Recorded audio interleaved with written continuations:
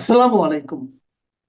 আওয়ামী লীগের পক্ষে যারা সোশ্যাল মিডিয়াতে কথা বলেন, লেখালেখি করেন, তাদের মধ্যে এক ধরনের অস্থিরতা বহুদিন ধরে লক্ষ্য করা যাচ্ছে। হয়তো এই অস্থিরতাটা একেবারে 5 আগস্টের পর থেকেই ছিল। এই অস্থিরতার উত্তরণে আমি আজকে আমার 4টা অবজারভেশনের কথা বলবো।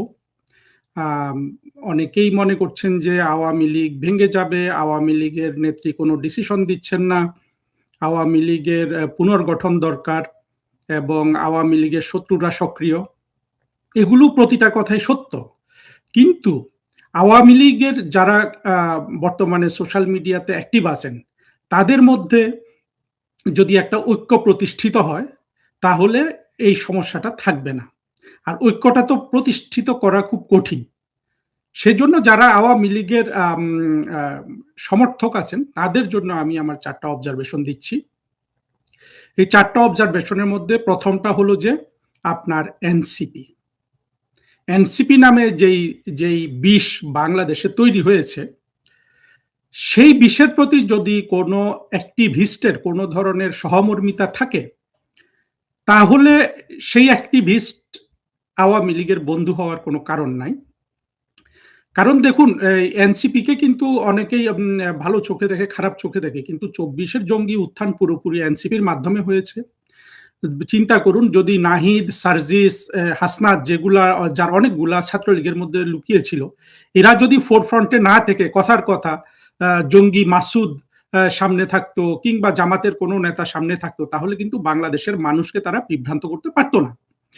ফলে এনসিপির নাহিদ ভালো কি মন্দ, তারপরে সেখানে যারা নামে একটা মেয়ে ছিল, সে ভালো কি মন্দ, আর একটা মেয়ে সে ভালো কি মন্দ, এগুলো আসলে আমাদের দেখার কোনো সুযোগ নেই। প্রথম কথা হলো, এনসিপির মাধ্যমে বাংলাদেশের সমূহ ক্ষতি হয়েছে। আজকে বাংলাদেশের যেই দুরবস্থার সৃষ্টি হয়েছে, এই দুরবস্থার জন্য কিন্তু সম্পূর্ণরূপে একেবারে সবার আগে কিন্তু এনসিপিকে দায়ী করতে হবে। এই এনসিপির প্রতি সহানুভূতি দেখানোর কোনো সুযোগ নাই। তবে যারা দেখান অনলাইনে, তাদের যে সবাই, যে তারা তো দাবিও করেন না যে আমি আওয়ামী লীগের অ্যাক্টিভিস্ট, অনেকেই করে না, কেউ কেউ করে না। তা আপনারা নিজে আওয়ামী লীগের সমর্থক হয়ে ওদেরকে এত গুরুত্ব দেওয়ার কি আছে? বরঞ্চ এদের ব্যাপারে আপনার সতর্ক থাকার প্রয়োজন। কারণ আমার অবজারভেশন হলো যে এনসিপির প্রতি সহানুভূতি দেখিয়ে একই সাথে আওয়ামী লীগের পক্ষে অ্যাক্টিভিজম করার কোনো সুযোগ নাই। দ্বিতীয় জিনিসটা হলো আপনার আওয়ামী লীগের যারা অনলাইন অ্যাক্টিভিস্ট আছেন, তাদের ভেতরেই দেখা যায় যে 2 দিন পর পর এক ধরনের পক্ষ পরিবর্তন হয়। এটা যে আওয়ামী লীগের মধ্য থেকেই পক্ষটা পরিবর্তন হয়, এবং এটার জন্য 2টা জিনিস থাকতে পারে। হলো যে হয়তো আওয়ামী লীগের রশিটা পেছন থেকে যারা টানার চেষ্টা করছেন, তাদের শিকার হচ্ছেন কিনা এরা। অর্থাৎ আজকে একজন রশি টানছেন, উনি আজকে একভাবে কথা বলছেন, 5 দিন পরে আরেকজন তার পেছনে শার্ট টেনে ধরেছে, তার কথা পরিবর্তন হয়ে গেছে। অথবা হতে পারে যে এই অ্যাক্টিভিস্ট নিজেও শিখছেন যে ভালো থেকে মন্দ কোনটা, দুটোই হতে পারে। তবে এটা একটা অপরিপক্কতার লক্ষণ। এই ধরনের যারা অ্যাক্টিভিস্ট আছেন, যদি কেউ থেকে থাকেন, তার উচিত এই কাজটা যে একটা মন্দ কাজ, এটা যে অপরিপক্কতার লক্ষণ, এইটা ভালোভাবে অনুধাবন করা, এবং অনুধাবন করে নিজের মতটাকে ভালোভাবে যাচাই বাছাই করা, করে সেটাকে প্রকাশ করা। যাচাই বাছাই এখানে একটা একটা একটা বড় উপায় থাকতে পারে সংশোধনের। আরেকটা উপায় থাকতে পারে সততা, যে আপনি কি সৎভাবে চাচ্ছেন কিনা। সেই উপায়ের আরেকটা একেবারে নিরসনের সবচেয়ে বড় উপায় হলো, যদি কোনো ভুল হয়ে যায় কথাবার্তায়, সেটা পরবর্তীতে স্বীকার করা। ভুল স্বীকার করার মাধ্যমে কিন্তু আপনারা উপরে উঠতে পারবেন, যারা অ্যাক্টিভিস্ট আছেন। এরপরে আরেকটা যে জিনিস আমি দেখলাম, যে রহস্যময়তা ক্রিয়েট করা, সাসপেন্স। এটাও একেবারে ইনোসেন্টলি অনেকে করে। ফেসবুকে একটা পোস্ট দিয়ে দিল যে মুখপাত্র আসছে। এগুলো করবেন না, আসলে তো আমরা সবাই দেখব। হ্যাঁ, অথবা এমন একটা লেখা আপনি লিখলেন যে অনেক কঠিন, আপনি বোঝাইলেন যে রাজনীতি এমন একটা কঠিন সাবজেক্ট, এইটাতে কেউ ঢুকতে পারবে না। হ্যাঁ, রাজনীতি কঠিন হতে পারে, রাজনীতি সহজও হতে পারে, কিন্তু রহস্যময়তা ক্রিয়েট করা এটা ঠিক হচ্ছে না। আর এটার জন্য অবশ্যই ইন্টেলেকচুয়াল ক্রেভিংটা একটু দায়ী, এবং যেটা পজিটিভ। যারা লিখে, যারা কথা বলে, তাদের তো ইন্টেলেকচুয়াল ক্রেভিং থাকবে, যে একটু উপরে ওঠা, ইয়ে করা, সেটার তো পজিটিভ আছে। কিন্তু সেটা করতে গিয়ে আপনি এমন কিছু লিখলেন যেটা নিরীহ মানুষগুলা বুঝলো না, আওয়ামী লীগের সাধারণ কর্মীরা বুঝলো না, তাদের মধ্যে ভয় বেড়ে গেল, তাদের মধ্যে আপনার অনিশ্চয়তা বেড়ে গেল, তাহলে তো আপনি আসলে আওয়ামী লীগের এই মুহূর্তে উপকার করছেন না। তো এই কাজগুলা করার ক্ষেত্রে সাবধান থাকবেন। মানে আমি বলব যে আপনার সহানুভূতি দরকার, মানে অন্যদের প্রতি যাদের জন্য লিখছেন। কোন ধরনের অস্থিরতা এই জায়গায় আপনারা তৈরি করবেন না। এই ৩ টা জিনিস যদি আপাতত আমরা খেয়াল রাখি, তাহলে কিন্তু আওয়ামী লীগের সোশ্যাল মিডিয়ায় যে ধরনের অস্থিরতা দেখা দেয়, সেইটা আমরা কিছুটা ঐক্য প্রক্রিয়ার মধ্যে আনতে পারবো। এখানে একটা বড় জিনিস মনে রাখতে হবে যে, বর্তমানে আমরা যেটা দেখছি যে কোয়ালিটি কিন্তু খুবই ভালো আওয়ামী লীগের সোশ্যাল মিডিয়াতে যারা কাজ করছেন। কিন্তু রিচ অনেক কম। এই জিনিসটা ভালোভাবে বুঝতে হবে। আমি আজকে একটা লেখা পড়লাম একজনের, এত ভালো লেখা কিন্তু লেখার মধ্যে আবার রহস্যময়তা আছে। রহস্যময়তা থাকলে তো আবার উনি নিজেকে জাহির করলেন। হুম? তো রহস্যময়তা যদি কাটিয়ে লিখতে পারেন এই লেখাগুলো ভালো, এবং এটা ইনসাইট দেয়, চিন্তার খোরাক যোগায়, এবং দলের মধ্যে যারা নতুন তরুণ কর্মী আছে তাদের চিন্তার খোরাক জাগায়, যেটা এবং চিন্তাটাই তো, চিন্তা যত বেশি করা হবে পজিটিভলি, ততই কিন্তু ভবিষ্যতের জন্য আমরা এই দলের ম্যান পাওয়ার, আমি দলের বলি না, কারণ আমি বলি যে মুক্তিযুদ্ধের পক্ষে, দলের বললে জিনিসটা একটু সংকীর্ণ হয়ে যায়। আমাদের মুক্তিযুদ্ধের পক্ষে একটা আপনার ম্যান পাওয়ার বলুন, ইন্টেলেকচুয়াল বলুন, সেগুলা তৈরি হলো। সেই দিকটা খেয়াল রাখলে কিন্তু আপনার লেখাও ভালো হবে, বেশি মানুষ রিচ করবে, এবং আপনি ভয় যদি উৎপাদন করেন, সেটা কিন্তু এই মুহূর্তে আওয়ামী লীগের জন্য ক্ষতি হচ্ছে। তারপরে যে জিনিসটা মনে রাখা দরকার, আমি এই ৩ এর মধ্যে আনছি, সেটা হলো যে ওই রিচটা কম হয়, আসলে ঐক্যটা নাই। একেকজন একেকজনের মতো করে করেন, আর প্রকাশ্যে অনেকে অনেকের প্রতি বিষোদ্গার করেন, যেটা কিন্তু ঠিক হচ্ছে না। হ্যাঁ, এখানে আমি জানি হয়তো বিষোদ্গারের বাস্তব ভিত্তিও থাকতে পারে, কারণও থাকতে পারে। সেগুলো নিরসন করা জটিল, কিন্তু কথা হলো যে শত্রুতামূলক আচরণ করা ঠিক নয়।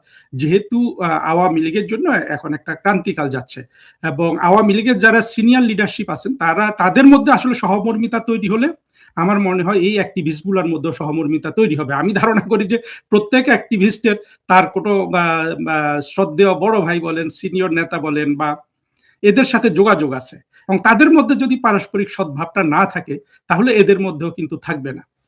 তো সেটা তৈরি করার জন্য আওয়ামী লীগের সিনিয়র যারা নেতারা এই অ্যাক্টিভিস্টদের সাথে যোগাযোগ করেন, সেই নেতাগুলোকে বলবো যে আপনাদের সিনিয়রদের মধ্যে যদি দ্বন্দ্ব থাকে, বিভেদ থাকে, একজন আরেকজনকে পছন্দ না করেন, সেটা কিন্তু এই মুহূর্তে বাদ দেন। আওয়ামী লীগ যখন ক্ষমতায় আসবে, রাষ্ট্র ক্ষমতায় আওয়ামী লীগ আসবে, এতে কোনো সন্দেহ নেই, তখন আপনারা এগুলো নিয়ে চিন্তা করেন। তবে আমি মনে করবো যে এটা চিরতরে বন্ধ করা দরকার। আওয়ামী লীগের মূল ক্ষতিটাই হয়েছে যে আসলে অভ্যন্তরীণভাবে আওয়ামী লীগের সব মানুষকে, অর্থাৎ যেই অভিযোগটা আসছে যে সিনিয়র নেতারা তার কর্মীদের পাত্তা দেননি, জামাত শিবিরকে চাকরি দিয়েছেন, এগুলা কিছুটা শত্রুতামূলক প্রচারণাও আছে, আবার সত্যও আছে। কিন্তু সত্যটাকে নিরসন তো করতে হবে। অর্থাৎ যখন একটা দলের মধ্যে মানুষ থাকে, এখানে পারস্পরিক ক্রোধ, ঘৃণা এটা বাড়বেই, কিন্তু সেটাকে সচেতনমূলকভাবে যদি নিয়ন্ত্রণ না করা যায়, এটা কিন্তু দলের জন্য ক্ষতি হয়। সেই দিকটা স্মরণ রেখে, এটা একটা দীর্ঘমেয়াদী পরিকল্পনা রেখে, এবং এটা এমন নয় যে কাউকে সংশোধন করে দেওয়ার জন্য আহ্বান জানানো না, নিজেরা যদি সচেতন হন যে আপনার বা আপনাদের মধ্যে বিভেদ, কিভাবে বিভেদটা নিচের দিকে গড়াচ্ছে, কিভাবে সেটা একেবারে কাদা ছোঁড়াছুড়ির মধ্যে যাচ্ছে, সেই দিকটা খেয়াল করা দরকার। এখন প্রশ্ন হলো যে, যেই আশঙ্কাটা সবসময় করা হচ্ছে যে আওয়ামী লীগ ভেঙে যাবে বা আওয়ামী লীগ টুকরো, টুকরো করে ফেলবে কেউ। এইটা আসলে বাস্তব ভিত্তি নেই। আওয়ামী লীগ থেকে কেউ সরে যেতে পারে। কেউ বিকল্প আওয়ামী লীগ দাঁড় করানোর চেষ্টা করতে পারে। সেখানে তারা সাফল্য পাবে না। হ্যাঁ, শত্রুরা আপনার যারা আওয়ামী লীগের শত্রু, অর্থাৎ ২৪ এর জঙ্গি কোয়ালিশনে যারা গেছে, সেই বিদেশি শত্রু, দেশি শত্রু, জামাত, বিএনপি, তারা তো চাইবেই আওয়ামী লীগ দুর্বল হোক। কিন্তু চাইলে কি আওয়ামী লীগকে দুর্বল করা যাবে? বরঞ্চ দেখা গেছে যে ২০২৪ এর জঙ্গি উত্থানের পরে এবং প্রধানমন্ত্রী শেখ হাসিনা ক্ষমতা থেকে সরে দাঁড়ানোতে অনেকগুলা জিনিস পরিষ্কার হয়ে গেছে বাংলাদেশের সামনে। সেই জিনিসগুলাই আপনারা বেশি বেশি প্রচার করেন। এখানে আমি ফেসবুকে এটা নিয়ে সুন্দর সুন্দর লেখা দেখেছি। কি কি পরিষ্কার হয়ে গেছে? প্রথম কথা হলো যে বাংলাদেশ যারা এই পর্যন্ত চালিয়েছে, জিয়াউর রহমান থেকে তারেক রহমান পর্যন্ত, প্রধানমন্ত্রী শেখ হাসিনার সমতুল্য যোগ্যতা সম্পন্ন বাংলাদেশকে শাসন করার দক্ষতা এদের কারো সেই পরিমাণ নাই। দ্বিতীয় প্রমাণ হয়ে গেছে যে বাংলাদেশে মৌলবাদ কতটা ক্ষতিকর এবং ইউনূস কতটা ক্ষতিকর। কারণ মৌলবাদ আর ইউনিসই তো ২৪-এর জঙ্গি উত্থানের পর ক্ষমতা দখল করলো, করে তো এরা চুরিদারি করে বাংলাদেশের অর্থনীতির ১২টা বাজিয়ে দিয়েছে। বাংলাদেশে আজকে যে হামে যে অসংখ্য শিশু মারা যাচ্ছে, আমরা কি ২৪-এর জঙ্গি কোয়ালিশন ক্ষমতায় থাকা সত্ত্বেও আমরা কি তাদের থেকে এই শিশুদের প্রতি, এই শিশুদের পিতামাতাদের প্রতি কোনো ধরনের সহানুভূতি দেখছি? প্রধানমন্ত্রী তারেক রহমান সুন্দর সুন্দর কাজ করছেন, উনি স্ত্রীকে নিয়ে গাড়ি চালাচ্ছেন, আমি এগুলো প্রশংসার দৃষ্টিতে দেখতে চাই। কিন্তু যেখানে তার দেশে, প্রধানমন্ত্রীর সেই দেশে প্রতিদিন ১০-১২টা শিশু হামে মারা যায়, একেবারে অপ্রয়োজনীয় একটা মৃত্যু, তাই না? শেখ হাসিনার আমলে কি এটা কল্পনা করা যায়? সেখানে প্রধানমন্ত্রীকে তো ওগুলা মানায় না। তার মানে হলো এই প্রধানমন্ত্রী এই মানুষের মানে তার মধ্যে একটা ক্রূর নিষ্ঠুরতা আছে, যেটা তাকে কিন্তু কোনোভাবে স্পর্শ করে না। উনি যতই আমাদেরকে তার চেহারা দেখান যে উনি ভদ্র, উনি ভালো চান, উনি সহনশীলতা চান, উনি কি বলে, উনি বাংলাদেশের ভবিষ্যৎ ইত্যাদি, কিন্তু এই ক্রূর নিষ্ঠুরতা থাকলে কিভাবে তারেক রহমান বাংলাদেশের ভালো করবেন? আমি তো দেখি যে সে ২১শে আগস্টের নিষ্ঠুরতা এখানেও, যে মানে যেটা সত্যিকারের নিষ্ঠুরতা, সেখানে কিন্তু তিনি অচল, অবিচল। এই জায়গায় শেখ হাসিনাকে আপনি কল্পনা করুন তো, তিনি কি পরিমাণ বিচলিত হতেন এই শিশুগুলার মৃত্যু দেখে। সেই জায়গাটা আমাদের খেয়াল রাখতে হবে। মানে হলো যে প্রধানমন্ত্রী শেখ হাসিনার সহানুভূতি, ওনার রাষ্ট্রের জন্য যে প্রেম, মানুষের জন্য যে দরদ, সেইটা কিন্তু এইসব শাসক গোষ্ঠী ২৪-এর জঙ্গি কোয়ালিশনের কেউ ম্যাচ করতে পারবে না। আপনার আমার দায়িত্ব হলো এই জিনিসগুলো পাশের মানুষকে বলা, বলে তাকে বোঝানো। এইটা করার জন্য তো আপনার এটা করার জন্য কোনো ধরনের দরকার নাই, কি বলবো, যে কোনো ধরনের প্রাতিষ্ঠানিকতা দরকার নেই। এই যে মানুষ অনেকে মিছিলে যাচ্ছেন, বন্দী হচ্ছেন শত্রুর হাতে, পুলিশের হাতে, সেটা তো করার দরকার নাই। আপনি নিজের নিরাপত্তাকে সর্বোচ্চ গুরুত্ব দিবেন, কিন্তু একজন মানুষের সাথে কথা বলবেন সাবধানে, তাকে বোঝানোর চেষ্টা করবেন। এটাই হওয়া উচিত এই মুহূর্তে আওয়ামী লীগের সর্বস্তরের যারা আছেন বাংলাদেশের মধ্যে, তাদের কাজ। একজনকে বোঝান না, মানে একজন আওয়ামী লীগের যদি ২ কোটি সমর্থক যদি এই কাজটা করে, তাহলে তো আরো ২ কোটি মানুষকে আপনি বোঝাতে পারছেন।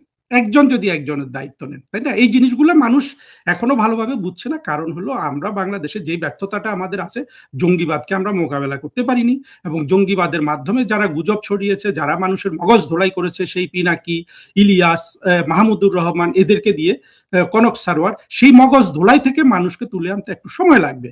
কিন্তু যেই ক্ষতি মানুষ বহন করছে সেটা তো বাস্তব, তাই না? কখনো চিন্তা করা যেত শেখ হাসিনার আমলে হামি শিশুতে, উনি তো টিকা দিয়ে শিশুগুলোকে বাঁচাতেন। এইরকম মহামারী তো পৃথিবীতে দেখা যায় না। আমি কয়েকদিন আগে দেখলাম যে কোথায় কোথায় হয়েছে, সব আফ্রিকাতে এবং ফিলিপাইনে একটা হয়েছিল। এটা তো হয় না। এবং বাংলাদেশ তো সারা বিশ্বের মধ্যে রোল মডেল তৈরি করেছিল শেখ হাসিনা, অনেকগুলো ক্ষেত্রে রোল মডেল তৈরি করেছিল। তার মধ্যে এই টিকা দিয়েও কিন্তু উনি রোল মডেল তৈরি করেছিলেন বাংলাদেশকে, শিশুর নিরাপত্তা। সেটা কিন্তু ইউনুস এসে ধ্বংস করে দিচ্ছে। এটা নিয়ে আমি আরো অনেক ভিডিও করব, কারণ ইউনুস কি কি ক্ষতি করেছে বাংলাদেশে, সেটা বাংলাদেশের মানুষকে একেবারে ধরে ধরে ধরে ধরে ধরে ধরে আমাদের শিখিয়ে দিতে হবে। কিন্তু আপাতত আমরা তো ২৪-এর জঙ্গি উত্থানের পরে এই লাভটা পেলাম যে শেখ হাসিনা বাংলাদেশের জন্য অপরিহার্য, আওয়ামী লীগ বাংলাদেশের জন্য অপরিহার্য, এবং অন্য যে কোনো দল এই বাংলাদেশকে শুধু ধ্বংস করবে। তারা কূটনীতি বোঝে না, তারা দেশের মধ্যে মানুষের মঙ্গল বোঝে না, তারা অর্থনীতি বোঝে না, তারা শুধু দেশের জন্য ক্ষতি ডেকে আনে। এই জিনিসগুলো তো ঘটে গেছে, এখন এটা আমাদেরকে মানুষকে ধরে ধরে বুঝাতে হবে। সেই কাজটা করেন, এবং এবং সেটা তো করা কোনো কঠিন কাজ না। ফলে ২৪-এর জঙ্গি উত্থানে বাংলাদেশের মানুষ কিন্তু বুঝে গেছে আওয়ামী লীগ ছাড়া, শেখ হাসিনা ছাড়া বাংলাদেশের উপায় নাই। বলতে পারেন বাংলাদেশের মানুষ এখনো বোঝেনি। না বুঝলেও বোঝানোর মতো যথেষ্ট ঘটনা বাংলাদেশে ঘটে গেছে, বোঝানোর মতো বাংলাদেশের ধ্বংস যথেষ্ট সাধিত হয়ে গেছে। আমার আপনার কাজ হলো যে সেই ধ্বংসগুলা মানুষের চোখে আঙ্গুল দিয়ে দিয়ে দেখানো। ফলে যারা আশঙ্কা করেন যে আওয়ামী লীগকে শত্রুপক্ষ ভেঙে ফেলতে পারবে, এইটা কিন্তু সম্ভব না। তবে এই জায়গায় একটা সচেতনতা আমাদের তৈরি করা দরকার। সেটা আমি আজকে যেই ৩টা কথা এর মধ্যে বললাম, একটা হলো যে এনসিপি কে শত্রু জ্ঞান করতে হবে। ২ নাম্বার বললাম যে যারা আজকে ২ দিনের মধ্যে নিজের সাইড পরিবর্তন করেন আওয়ামী লীগের ভেতরে থেকেও, তাদেরকে এই জায়গাটা চিন্তা করতে হবে যে এই সাইড পরিবর্তনটা কেন হচ্ছে? স্বার্থে হচ্ছে, না নিজের অবুঝ, মানে নিজে অবুঝ আছেন দেখে সেজন্য হচ্ছে, সেটা সংশোধন করা। ৩ নাম্বার যেটা বলেছি যে যারা এই অ্যাক্টিভিজম করতে গিয়ে, ইন্টেলেকচুয়াল হতে গিয়ে রহস্যময়তা ক্রিয়েট করবেন না। এটা সাধারণ কর্মীদের জন্য এটা ক্ষতিকর হয়। অর্থাৎ আপনি রহস্যময়তা ক্রিয়েট করা মানে আপনি একটা ভয় ছড়িয়েছেন। ভয়ের থেকে ভয় ছড়ানো আপনাকে বন্ধ করতে হবে। ৪ নাম্বার যেটা বলব যে ঐক্য আসবে শেখ হাসিনার নেতৃত্বে। সবাইকে শেখ হাসিনার নেতৃত্বে ঐক্যবদ্ধ থাকতে হবে। শেখ হাসিনার যোগ্যতা আপনারা দেখেন নাই। এই যে আমরা ২০২৪ এর জঙ্গি উত্থানের পর থেকে সবাই বলে চলছি যে শেখ হাসিনাকে এইটা করা দরকার, ওইটা করা দরকার। এত চাপ, এত প্রেশারেও উনার মধ্যে কিন্তু কোনো অস্থিরতা নাই। এটা আপনারা কি লক্ষ্য করেছেন? আমার মধ্যে অস্থিরতা আছে, আপনার মধ্যে অস্থিরতা আছে। শেখ হাসিনার মধ্যে কিন্তু কোনো অস্থিরতা নেই। এটাই শেখ হাসিনার কোয়ালিটি। শেখ হাসিনা বাংলাদেশের জন্য যা কিছু করেছেন, এই অস্থিরতাটা উনার না থাকার কারণেই উনি করতে পেরেছেন। ফলে শেখ হাসিনাকে নেতা মেনে, উনি যাকে সিলেক্ট করে দিবেন তাদেরকে নেতা মেনে আপনাকে এগুতে হবে। এর বিকল্প কিন্তু আওয়ামী লীগের মধ্যে কিছু নাই। এখন শেখ হাসিনা ভুল করছেন, ইত্যাদি করছেন, এগুলোর দিকে যাওয়াই যাবে না এবং শেখ হাসিনা বিব্রত হন এমন কোনো কথা সোশ্যাল মিডিয়ায়ও আর বলার দরকার নেই। আমি নিজেও বলেছি, অনেকে বলেছেন, কিন্তু সেই দিকে যাওয়া যাবে না। যেটা করতে হবে, বঙ্গবন্ধু কন্যার নেতৃত্বে ঐক্যবদ্ধ থাকতে হবে, অর্থাৎ বঙ্গবন্ধু কন্যার বাইরে গিয়ে কেউ আওয়ামী লীগ করবে এই দিবাস্বপ্ন দেখে লাভ নাই। যত শত্রুতা এর পেছনে থাকুক, অর্থাৎ আওয়ামী লীগকে ভাগ করে ফেলার, তারা কিন্তু সার্থক হবে না। ফলে বঙ্গবন্ধু কন্যার উপর আস্থা রাখুন। উনি ধীরগতিতে গেলে আপনি ধীরগতিতে যান, উনি ডিসিশন দিলে সেটা তামিল করুন। এইভাবে আপনি করলে দ্রুত কিন্তু বাংলাদেশে আওয়ামী লীগ ক্ষমতায় ফিরতে পারবে। তবে বাংলাদেশ সেটা কি কালকেই হবে? কালকে হবে না, আরো কিছুদিন হোক, বাংলাদেশের মানুষ বুঝুক। এটা প্রাকৃতিকভাবে বুঝতে পারে, অন্যভাবেও বুঝতে পারে। হ্যাঁ, শেখ হাসিনা কি চিরকাল বসে থাকবেন? আমি সেটা মনে করি না। শেখ হাসিনাকেও দ্রুত বাংলাদেশের ক্ষমতা গ্রহণের চেষ্টা করতে হবে এবং তিনি সেটা তো করছেন। এবং আমাদের কাছে যথেষ্ট এটার কি বলবো যে এটার নিদর্শন আছে। শেখ হাসিনার উপর আস্থা রাখার সবচেয়ে বড় কারণ হলো ওনার দৃঢ়তা, ওনার স্থিরতা। আপনার অস্থিরতা সত্ত্বেও যে উনি অস্থির নন, সেটা কিন্তু আপনার নিজের, আমি আপনি যারা অস্থির তাদের জন্য একটা বড় শক্তি। কারণ শেখ হাসিনাই আমাদের একটা অ্যাঙ্করিং পাওয়ার, আমাদের নোঙ্গর, আমাদের বাতিঘর, আমাদের ভবিষ্যৎ। আমাদের মানে আমি আপনি আওয়ামী লীগের সমর্থক না বা মুক্তিযুদ্ধের পক্ষে সমর্থক না। যেই জঙ্গিরা জঙ্গিবাদে আপনার মগজ ধোলাইকৃত মানুষেরও ভবিষ্যৎ কিন্তু বাংলাদেশে শেখ হাসিনা। আশা করি এই কথাগুলো আপনারা মনে রাখলে আমার মনে হয় ক্ষুদ্র স্বার্থে নিজেদের মধ্যে যে বিভেদ তৈরি হচ্ছে সেগুলো আপনারা জলাঞ্জলি দিতে পারবেন। ভুল হলে ভুল স্বীকার করবেন, প্রকাশ্যে স্বীকার না করলে নিজের কাছে স্বীকার করবেন এবং সৎ থাকবেন যতদূর সম্ভব এই দুঃসময়। এগুলো পালন করলে আওয়ামী লীগের যে অস্থিরতাটা বিভিন্ন পর্যায়ে আছে সেটা শেষ হয়ে যাবে বা অনেক দূর প্রশমিত হবে। আর শেখ হাসিনা তো আসেনি আমাদের মাথার উপর।